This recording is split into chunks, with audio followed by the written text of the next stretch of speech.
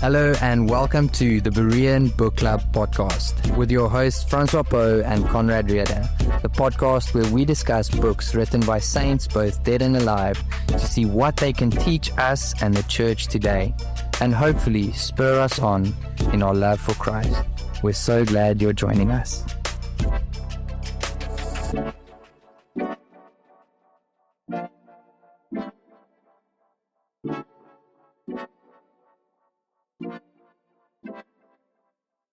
Hello and welcome to the third episode of Season 4 of the Berean Bookclub Podcast. So sweet to still have you along for the ride and for the journey.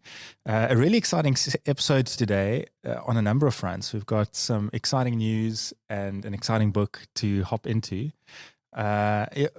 You say one bit of news and I'll say the other bit of news. So I think the first bit of news that we are quite excited is just a partnership with Christian book discounters. They have given us one of these copies. So we have the physical book, as you can see. We listen to most of them, but they are available to buy at Christian book discounters, and they've given us one for a giveaway. So we are very excited to do that. We'll give all the details for the giveaway at the end of the episode. But if you listen to today's episode and you really want to delve into it a bit deeper, then you can grab the book into the giveaway or go and buy it yourself. So thank you, Christian Books Discounters, for that. That was shocking. You're not allowed any more of those for the rest of the episode. I won't. So that's exciting. The other bit of exciting news, as you would have already heard at the start of this episode, is we've got a new jingle. If you've been along for the ride for quite some time now, you will know the classic Berean Book Club jingle as the episode starts and between breaks and so on. We both have a close friend who we studied with at George Whitfield College a whole number of years ago, an incredible muso.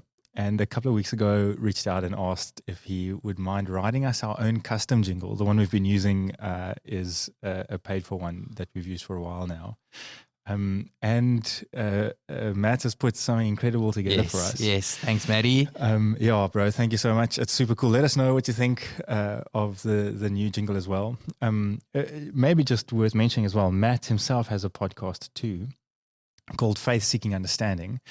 Definitely worthwhile checking that out as well. Kind of crossing lines where faith and understanding kind of meet in the Christian world, as they discuss a whole range of topics, from some apologetic stuff to some Bible stuff. A lot of really, really cool stuff out there, and definitely worth your while checking out. So we'll put a link in the description below to Maddie's podcast so that you can check that out as well.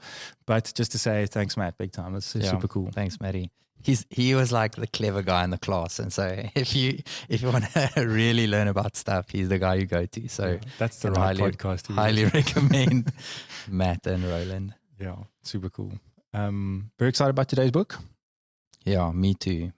I think, as I said last time, JT English and actually together with Jen Wilkin and Carl Worley, they've had quite a big impact on my life, especially just BTI, and the work that we started there was very much influenced by what they were doing inside their local church. And I've been following their journey, and this book is actually just putting it all together in one place. And so for me to have read this, it's made sense of kind of my ministry philosophy in a sense. And I've greatly enjoyed it. And I'm quite excited to talk about that and some of the stuff I've learned as I've tried to implement it in various places. So yeah, I think it's been cool for me just reading this book over this last month, seeing the impact that it's had on you. I know that you haven't read it before either up until this month, but just thinking back to some conversations that we've had, how you've spoken and how you've lived and done ministry things, it's clear to see the kind of impact that JT and them have had on certain spheres of your life. So that's been really cool to see now, just reading the book and looking back. And so I'm very keen and eager for our discussion today. Awesome. Cool. Maybe as we hop in, like all books, JT is not writing in a vacuum here. These are kind of things which are going on for them. What would JT say is the problem with the church today? So he's writing a book on discipleship, and he asked the big questions. What is wrong with discipleship in the local church today? And the reason why he starts off with that question is, if we misdiagnose what's wrong, whatever we're going to try and do to solve that problem is going to be based on kind of a faulty assumption. And so we do need to take some time just to think about what is wrong with discipleship in the church at the moment. And I assume if we were to have a discussion with a whole bunch of people, there would be a whole bunch of answers that gets given. And that is partly shaped by both our experience of church ourselves and kind of different emphases we see in the Bible if we're trying to be faithful to that. One of the things that JT says is, as we look out at the church today, it feels like we are expecting way too little from people. And so his experience is not that people kind of don't want deep discipleship. He was saying, as he started to implement some of these things, he's recognized that people are really hungry for deep, whether it's theology, whether it's deep engaging with scripture, or whether it's deep thinking about spiritual habits, which we'll all touch on. But it's not that the church is not hungry for those things. But what has happened as we've evaluated church culture, it seems like what we've gone is like, we're expecting too much from people. Let's lower the bar of expectation, lowest common denominator when it comes to commitment to church. And that's what we basically spoke about with, what was that, Compelling Community, right, by Deva. And the focus of his book is then, how does that play itself out within like the learning spaces within churches? So how we think about what do we want to teach people in church?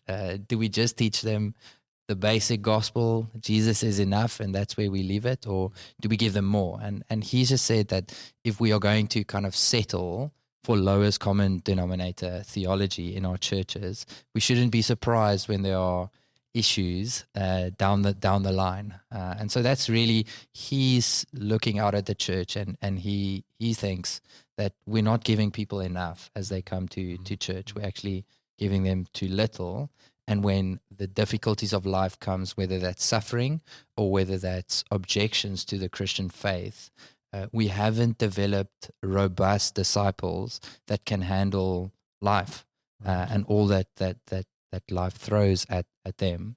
So that's kind of where he's at with regards to what the problem is. I mean, there's this quote that I have written down. It's not that discipline is dead. It just follows the most compelling desire. And I've written that down on my wall. And one of the things that says, like, if you go and you watch people, they are crazy. They sign up for half marathons. They sign up for CrossFit. It's not that discipline is dead. It just follows the most compelling desire. And his hope is that we can hold up a view of God and being disciple of this God, right, that is the most compelling desire, and along with that then will come a whole bunch of other things. Sure. I think it's such a helpful way to just frame the problem. He'll obviously offer a particular solution to that in some language which is maybe a little bit more kind of what we're used to and where a lot of the conversation lies nowadays with discipleship and stuff. But I think the way in which he diagnoses the problem is so helpful, and particularly if he's saying, like, in order for us to deal with this properly, we need to diagnose it properly. He's got the refrain that he says, regularly, it's we tend to give people what they want, not what they need. And I think what he's saying is that means we're almost scared to give people too much, and because we're afraid of overloading on whatever front, we tend to draw back and not really have a depth to the discipleship. It's not like we're not making disciples or we're not thinking about discipling. I don't think that's what he's saying at all. He's just calling for a depth to that, and not to be scared to set the bar somewhere. And that's obviously behind the title of his book. Yeah, that's very helpful. And he speaks about two ways in which that plays out. So he speaks about discipleship for autonomy. So that's where we kind of disciple that's self-centered rather than God-centered. So it's all about just Christianity is there for self-improvement. So we give you Christ, and that gives you kind of just a better life. Like if you follow his ways, it's going to be good for work, it's going to be good for your marriage, it's going to be good for all of that. And he contrasts that with a God-centered discipleship, which is focused on who he is, and in light of that, the opposite of self-actualization or improvement is self-denial at the core of the Christian life. So that's this individualistic world that we live in, how it plays itself out in the church. We disciple for individuals, right? And for their self-improvement. And then the other one, and I think this one is a little bit more scary, is the apathy. We want to maintain people in church. Our biggest concern is that they don't leave, but they can be happy at church. He's got this quote, people may be satisfied with church, but bored with Jesus. And he's saying those are two of the main ways that churches are not necessarily intentionally, but discipling people. And he says we have to have a greater vision for what discipleship entails, and that's definitely not apathy. It's like you love Jesus, okay, the church is then where that plays itself out. But we don't want to keep you here if you're not in love with Jesus, or at least growing in your love for Jesus. And then we're also not here to help you improve yourself so that you're a better husband or better businessman. We want you to obey what God has called you to for the sake of his glory. And that reframes how we think about discipleship. I mean, it's just interesting to read him speak about these things. He shows so well how a lot of our kind of discipleship models and way of thinking about things, and even the topics we're handling and the courses that we offer, it's at least worth asking the question, why are we offering those courses? What's the kind of vision and the idea which lies behind that kind of stuff? And he showed really well how sometimes even what drives our approaches and our methods and our models is a kind of like autonomous idea of discipleship, that I'm coming to church for me. Yes. And obviously that has its extremes in kind of like, you go to church on a Sunday and you just hear a motivational talk, etc. But I think it's a little bit closer to home than that. You can still have like really robust biblical input, serving you. Yes. So it looks good, but the entire kind of like philosophy behind the method is quite a bit more autonomous than inward looking than upward looking. To put it that way. And that's this whole first chapter. Is he pushes us to look up, to have a God-centered view of discipleship, and for churches to be the ones who recognize that they've been given the responsibility of discipleship. And so we don't want to outsource discipleship outside of the church. It's the church has been given the role of discipling men and women. And so we want to take that very seriously, and not kind of, okay, this aspect you do, this aspect you do, and we'll do the Sunday sermon, right? There's more to, even if we just look at the Great Commission, than just preaching on a Sunday.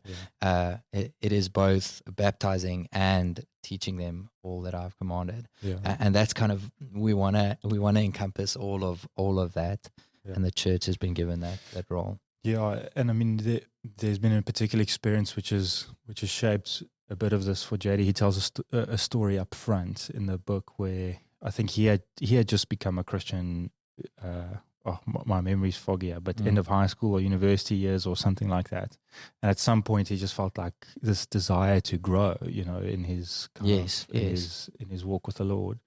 And he had reached out to somebody who had suggested if he wants to grow, like deeply grow, he should go to Bible college, or to seminary.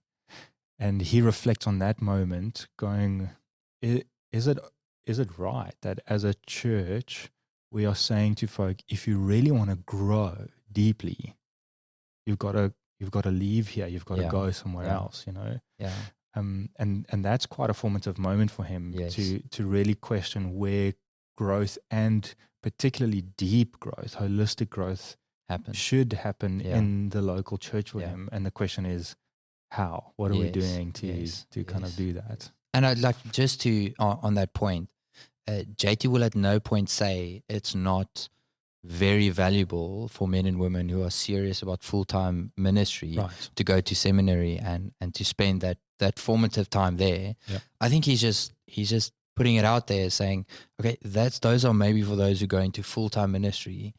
We are called to make disciples of all men and women who come into our churches, even our children, right? And what is the church going to do to fulfill some of that?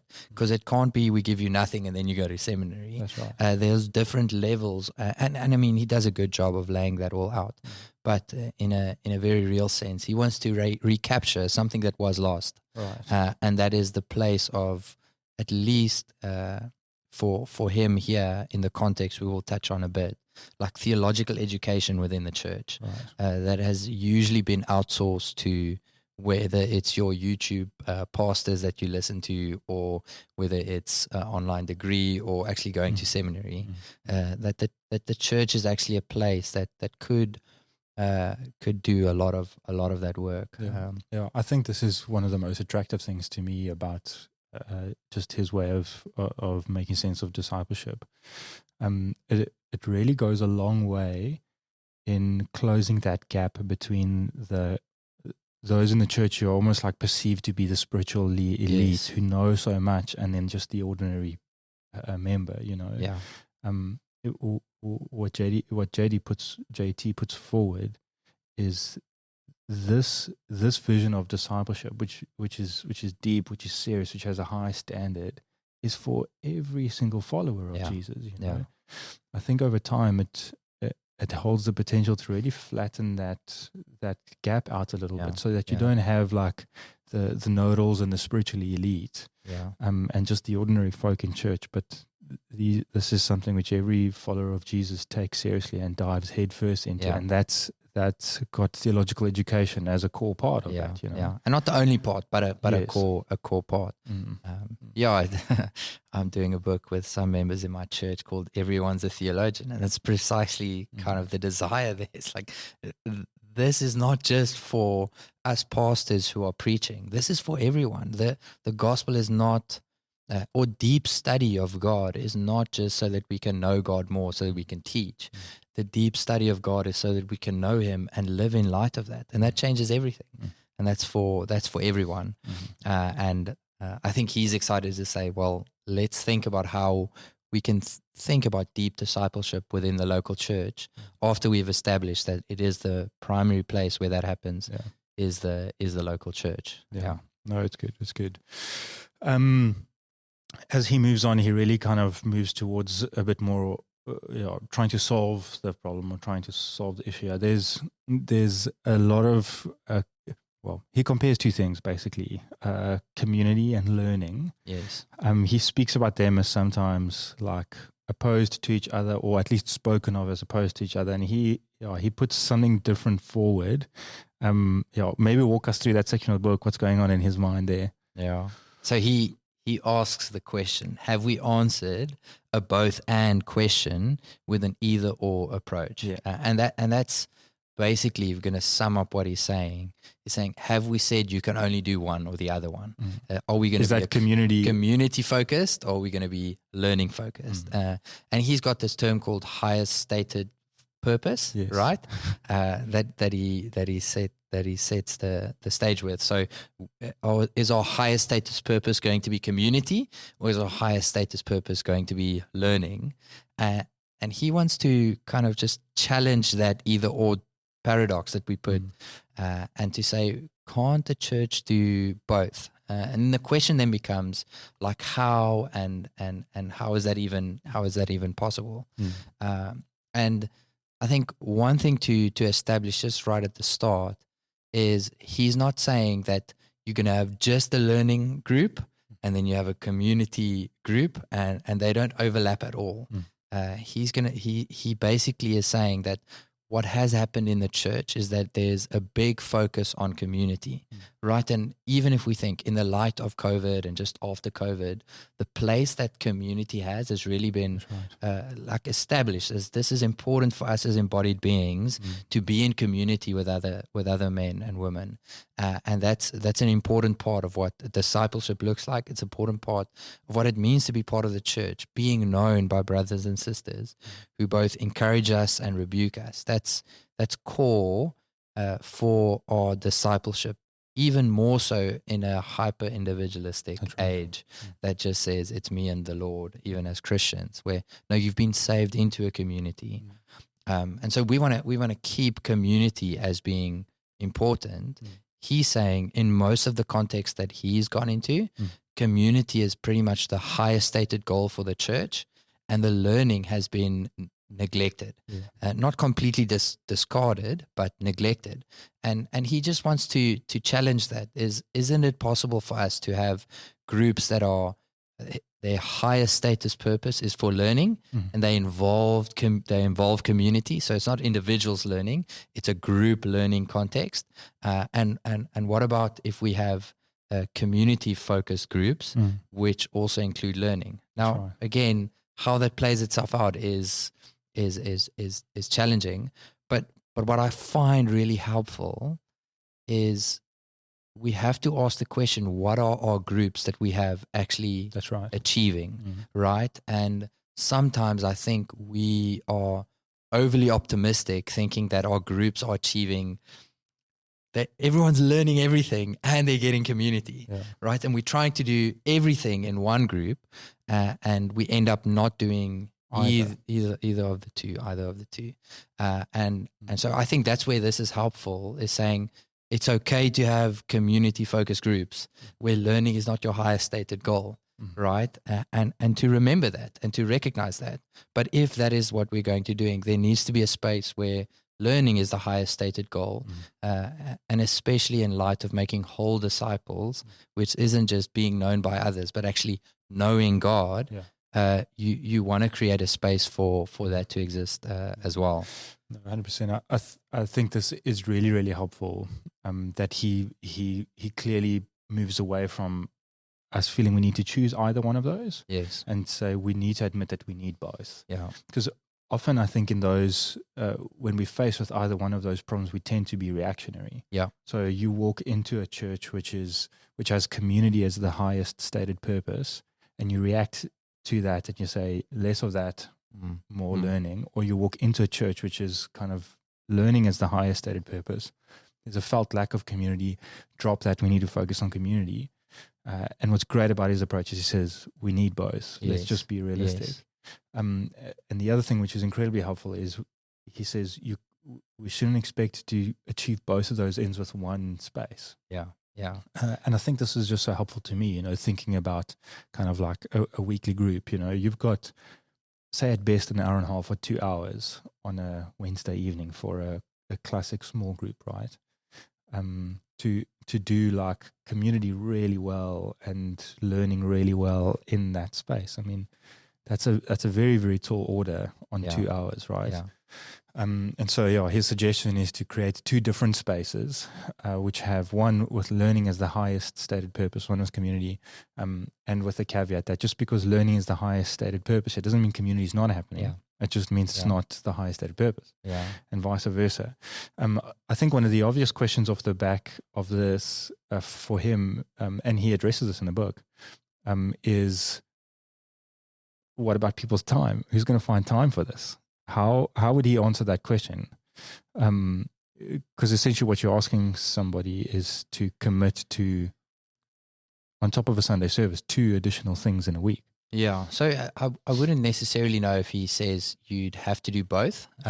So the way in which he answers it may be different to how I would answer that question, but the way that he would answer this question, if I have to go on what I understand from the book, would be to say that we have to recognize where disciples are. If I meet with you and you are kind of theologically thought through, but not community kind of focused, and you only have time for one, then we push towards community as highest highest goal, right?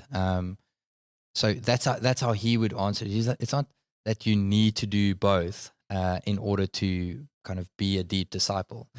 We just recognize at different stages in one's life, there are different things that are needed, and you're going through different things. So people with kids, we all can recognize that it would probably be very difficult to do 2 of these in a week. But let me caveat that just with my experience. I've seen that people who are learning a lot about God, and I mean that not in just knowledge, but their heart are being gripped by what they are learning.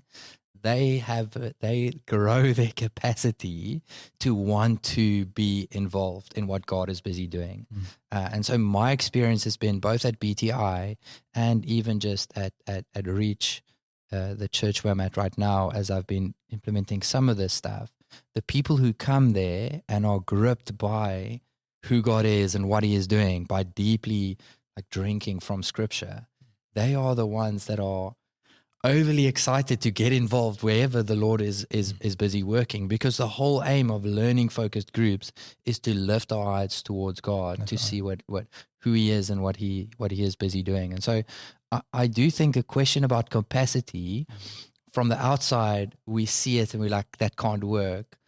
My experience in practice has been that capacity changes because it's not a burden to go to something. The people don't see it necessarily as, I've got another thing I have to attend. They are actually quite excited for that, and to be kind of really part of what's happening in the church. So because discipline follows desire. Yeah, that's true, precisely. And so, that's how I would probably answer. What we've been doing at our church is our learning focused group, and there may be many other ways, is happening bi-weekly to both allow those who are coming to have a bit more time to actually do some of the readings that I give, but then also so that we make sure that they are, because we feel it is important for them to be in their community focus group weekly.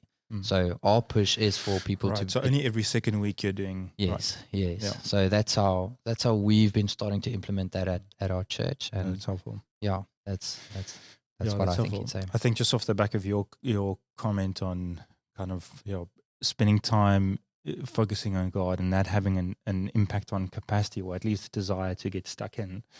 I think he says something similar near the end of the book in comparing these learning spaces to being missional.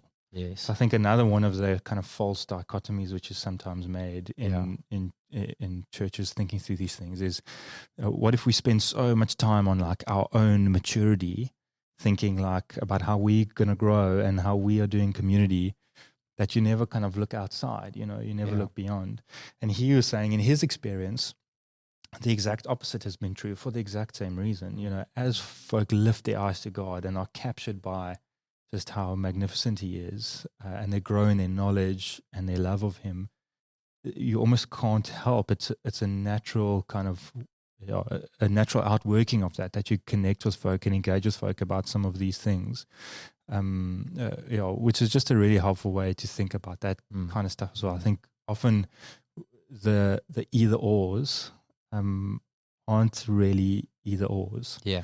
And it's noticeable. Yeah, I think on that front as well, at least in my experience, one of the biggest reasons folk we struggle with engaging with people about the gospel and about the Bible and God and stuff, is because sometimes we just don't know what to say, and so more often than not, we just don't know. Yeah.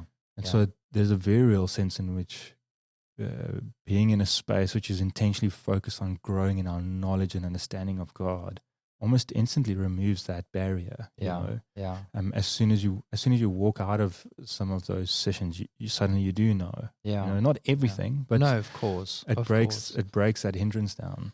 Yeah, and it's a space to ask questions where you are kind of, you're not taking away from the community when you ask questions. I think there are many benefits to that.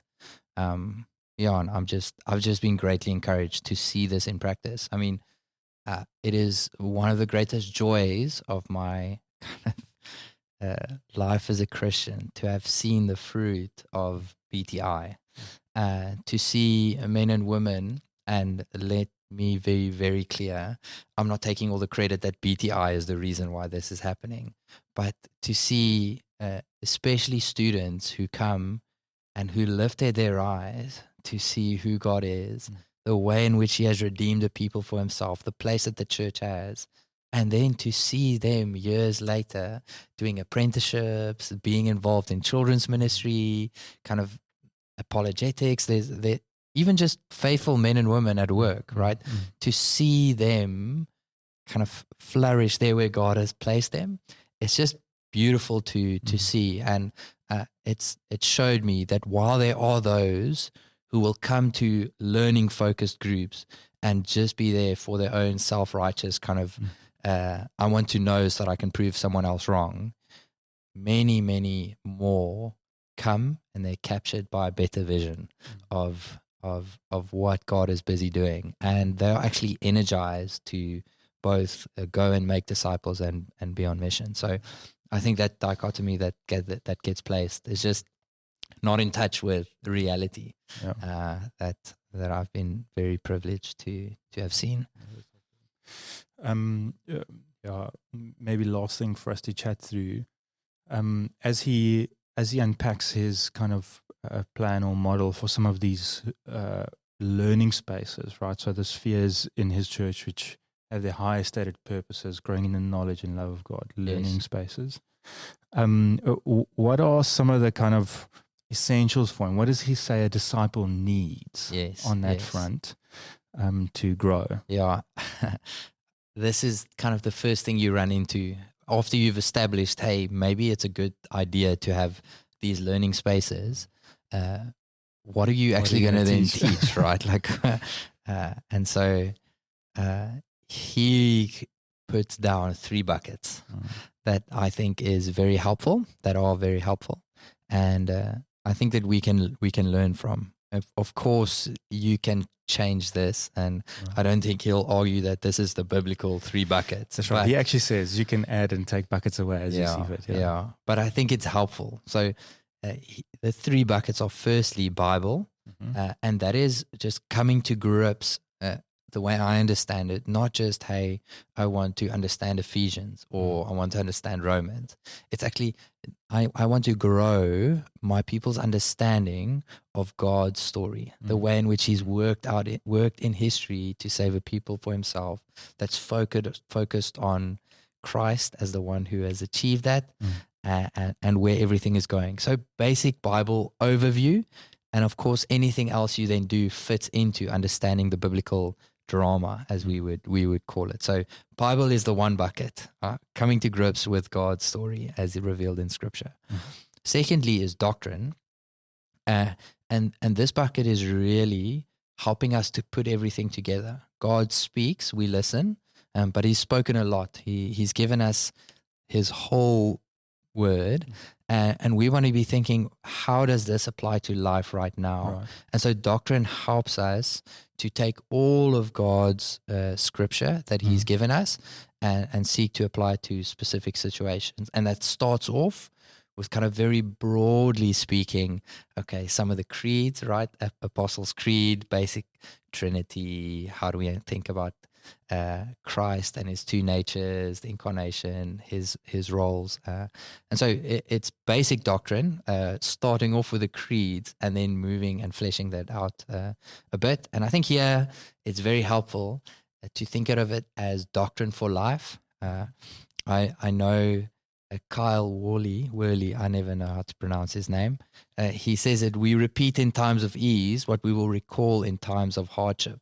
And I think that's basically the doctrine aspect, is we want to think carefully about who God is as he has revealed himself, so that when life comes, that we can rest in that which we have learned. And that's true in suffering. I'm busy teaching a doctrine module now at my church, and it seems so at times kind of out there. Why are we learning about God's attributes? What does that have to do? And then life happens, And those are the things that gets called into question. Like, oh, I can rest. God is all-knowing and He's all-powerful. Do you know how good that is for my soul right now? I maybe won't understand everything, but I can rest because I know this is who God is, because I've learned that in times of ease, and now in times of hardship, I can recall that. So that's the second bucket is doctrine, and that will include like how do we apply scripture to parenting or kind of marriage and so on. So there's a lot that can fall in that bucket. And then the third bucket is spiritual disciplines, and I think here he's actually very helpful. We think we can give those first two buckets and that solves everything, but the reality is that we live day-to-day lives, and we need to be constantly reminding ourselves of who God is. So what are the spiritual disciplines that are going to like enable us to do that? And so spiritual disciplines will include like daily reading, daily prayer, even just going to church weekly, the sacraments, and meditating, all those kind of things.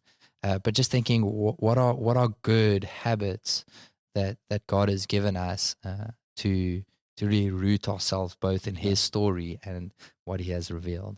So those are the three buckets, and I think all three are needed to kind of grow. Yeah, I think holistic disciples. I think what's so helpful about them is when he gives the three buckets and he unpacks them a little bit, you quickly realize what His offering is not just head knowledge. Yes. So I mean, as he speaks about, just an understanding of the Bible, understanding of the story, God's story, how He's revealed Himself, the role He plays in that, the role Christ plays in that, how we fit in with that, the trajectory of history. You can see how that's not just knowing stuff, but how it applies to you and your role and your place in that. The doctrine bucket or the beliefs bucket, you've already spoken so well on how those things, our doctrine, our theology is really, when the rubber hits the road on the day-to-day, not only you personally living that out, but even answering questions in terms of apologetics and that kind of stuff. All of that falls under that umbrella. And then you've got the spiritual disciplines, which is your personal life before the Lord, right? Yes. In many ways, community almost is a spiritual discipline too, right? Yes. You've got kind of church attendance and evangelism and listening to sermons and other spiritual disciplines, Bible reading, prayer, fasting, all that kind of stuff. You quickly see what he's advocating for here is not just like a smart church. That's actually not what he's after. Not at all. I think it just shows so helpfully what he means by being a deep disciple with spaces that have their high stated purpose as learning. It's not just knowing stuff. It's knowledge which transforms life. I think he would argue that at the core, what he's trying to do is to give people what they need so that they are worshippers of God. And that includes like understanding God's story, knowing Him deeply, and living that out daily. And that's all for the sole purpose of God's glory, right? And it's not about head knowledge. I think it is. I just said it a while earlier. There will be head knowledge, right? And there will be people who kind of misuse that. But be careful to allow the fear of that to deprive our people from the goodness of knowing our God. Right. That's just kind of my final push. So try it. Yeah, for sure. I've mentioned this again a few times already after the book, but I think this is something that the thrill of orthodoxy just like imprinted on my mind. Trevin Wax had said in that book that one of the best ways for you to love somebody is to know them. And the more you know them, the better you love them. And that was just so helpful in putting to bed this idea that knowing God is somehow something different to loving Him, or that loving Him and growing in love for Him is somehow possible without even knowing Him. And I think that JT picks up on that and shows that in a really practical way so well here. Yeah, great book. Maybe as we wrap up, any kind of final concluding thoughts I've got a from quote you? here that I want to read, because so this is the quote that I use in my class. Precisely, it's by Kevin DeYoung. He's got a new little book called Daily Doctrine. It's excellent. But he says that as he just kind of sets the tone of what he's doing, we learn that we might love, we grow as we behold glory, we dig deeper in doctrine that we might soar higher in worship. God is not just the object of our study. He is the one who reveals all there is to know about himself, and the one in himself who is worthy of all our devotion. We dig deeper in doctrine that we might soar higher in worship. Amen? Mm-hmm. Yeah, that is kind of our hope, in at least my hope as I read this book, and as I encourage you guys all to pursue this, or at least consider it. Yeah, for sure. Final thoughts as we wrap up? Give it a try. Let me really encourage you. I've been running this group now at our church for a year and a bit, and at BTI it was primarily students, and it was outside of the church, and that was difficult because that brought a disconnect with the discipleship that happens within community, in the community groups that you have. I've just found it so encouraging at my church right now. There's teenagers that are doing this. There's really clever men that know more than I do. There are 75-year-old ladies who are coming to the group. There's a whole diverse group of people. And as they are kind of spending time here, they are coming to me and they're saying, this is amazing. They learning more about who God is, and it's growing their love for God and for Jesus. And from the outside, I think people was like, what? This can't happen. But when you try it, I think you'd be surprised that people are really yearning for a deeper relationship with God. And part of that, not the whole part, but part of that is a deeper knowledge of him as he has revealed himself. So I would encourage everyone to try and pursue some of that. Yeah, that's good. That's good. The giveaway. Yes, tell us, Con. So how can you enter for the giveaway? There's three things that you need to do. Okay. The first is you need to follow both of our Instagram pages. By both, I don't mean Francois myself. No. By both, I mean follow the Berean Bookclub Podcast on Instagram, and follow Christian Book Discounters on Instagram as well. So that's the first thing. Follow the accounts. The second thing is tag 2 friends in the comments of this post, I think. Yep. And then the third thing is to subscribe to Christian Book Discounters newsletter. You can find the link in the description or in the bio of our social accounts, so you'll be able to find it there. Follow our accounts, tag 2 friends in the comments, subscribe to the newsletter, and then you stand a chance to win this very copy, which was touched. Yeah, we can sign it. I'm just kidding. That's rubbish. So do get involved there and start commenting of some people that you think could actually enjoy the book as well. And we are excited for the next one, because our next book is the most sold book after the Bible. Yeah, well, I don't know if that's still true. I think so. I could be mistaken, but I heard the Guinness World Book of Records overtook it. Oh, really? I want to get the copy. Well, show us the copy, Con. The Pilgrim's Progress. So it's a classic, right? We've done Hind's Feet for High Places. Yes. Oh man, that was so good for me. I love that book. But the Pilgrim's Progress is the one we're going to be doing next. It's an allegory written about the Christian life, and it's really, really well written. I was telling someone, I think I told you, the way in which Pilgrim's Progress helps you to kind of just visualize some of the Christian struggles that we go through, whether it's little Christian with envy. I'm listening to the book with my boys on the way to school, and so we talk about little Christian quite a lot.